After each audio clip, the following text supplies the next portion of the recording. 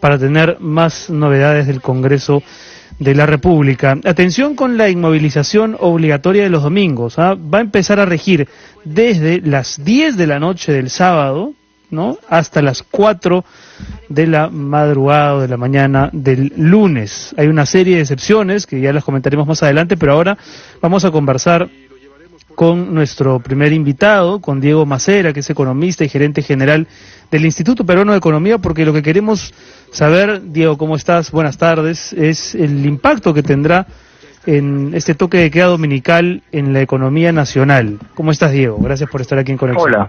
Hola, Mabel, ¿cómo están? ¿Qué tal? Buenas tardes.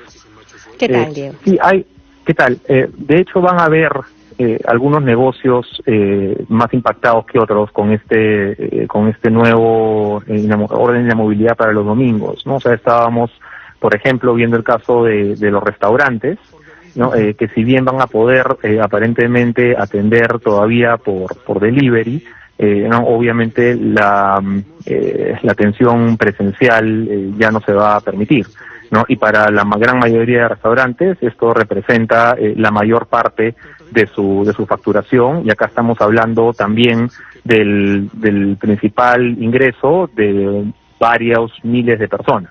Entonces, esta es una actividad que se ve directamente impactada. Hay otras que ya no tenían de repente tanto movimiento en domingo, con lo cual el impacto es más restringido, ¿no? Es el caso, por ejemplo, de construcción, ¿no? Y quizá vale la pena señalar que con esta extensión de la cuarentena a diferentes regiones, a diferentes provincias, ¿no? Aquí ya estamos hablando de que abarca casi a 1 de cada 3 peruanos, no es poca cosa.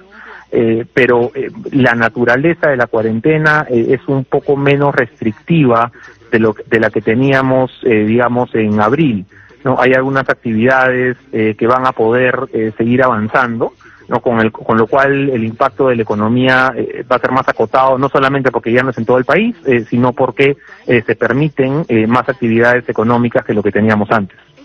Bueno, es el mismo transporte público que ha estado también al borde del ahogo, que también se va a ver afectado, ¿no? Ellos están, se trabaja subsidios, pero finalmente también el impacto va a ser para ellos, por ejemplo. Sí, el transporte público, por supuesto que es una. Ahora, recordemos, la demanda igual es menor en domingos que en días de semana, pero claro, esta es una actividad que ya viene con un fuerte golpe, ¿no? Aquí la verdad que en el transporte público se juntan las dos aristas del problema, ¿no? Porque el transporte público, por un lado, si no está bien regulado, con protocolos adecuados, puede ser uno de los principales vectores de contagio entre la población, ¿no? Y a la vez tienes el problema agregado, ¿no?, de la demanda y el impacto económico y lo que significa para las cientos de miles de familias que de alguna manera dependen de él.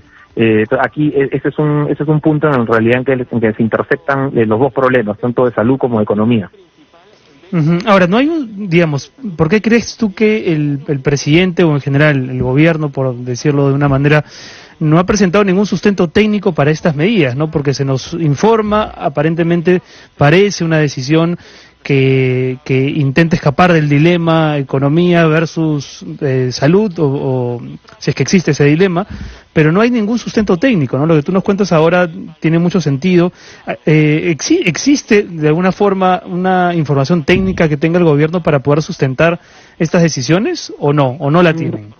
No que yo sepa, la verdad, de repente la tiene, yo no conozco. Honestamente, aquí quizá lo más interesante del anuncio de los últimos días ha sido a la ministra de Salud diciendo que iban a incidir muchísimo más en pruebas moleculares, ¿no? Y empezar a desfasar un poco las rápidas.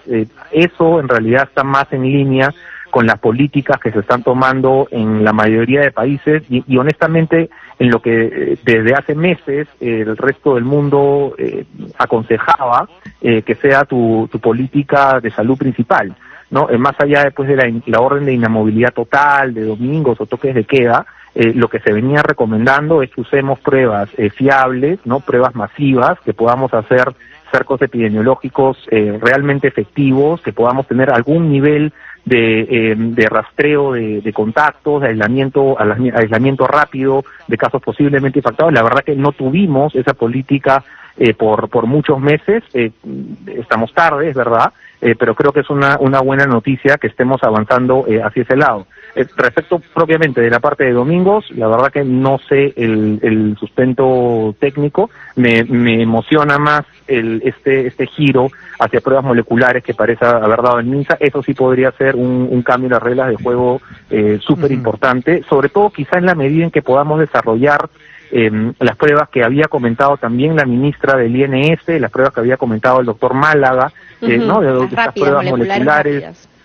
Correcto, sí. ¿No? Rápidas, baratas, de fácil aplicación, que de repente podrían hacerse en la propia casa, sí. ¿No? Eso sería un cambio muy grande en la manera en cómo estamos manejando el virus. Ojalá se dé en los próximos meses. Pero ese deseo, ese ojalá, debería ser más bien un imperativo, Diego, porque el problema es que no vamos a tener una reactivación económica hasta que no arrinconemos a este virus. Es decir, las empresas van a abrir, pero sus trabajadores se van a seguir enfermando, no van a haber suficientes recursos humanos, vamos a tener nuevamente que ir a medidas restrictivas y estamos en un círculo vicioso.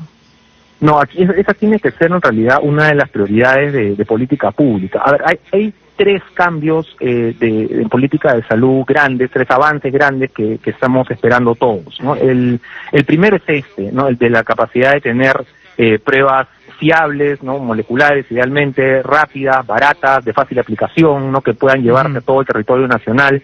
Ese sería un cambio enorme. El otro que se está avanzando todavía con poco éxito es un tratamiento efectivo para la enfermedad, ¿no? Desde los primeros síntomas hasta los síntomas más complicados. Y el tercero es la vacuna, ¿no? De repente cada paso es un poco más complicado que el anterior, pero son los tres grandes mejoras médicas que uno espera para poder regresar a cierto nivel de normalidad. Lo más cercano que tenemos es las pruebas, y eso por la experiencia que tienen la gran mayoría de países en esto y que parece haber funcionado. Esa es una de las claves fundamentales para poder abrir la economía de manera más o menos segura.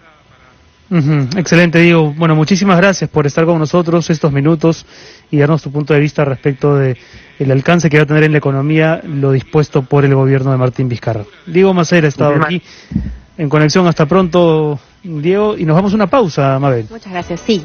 Y regresamos rápidamente, seguimos con más.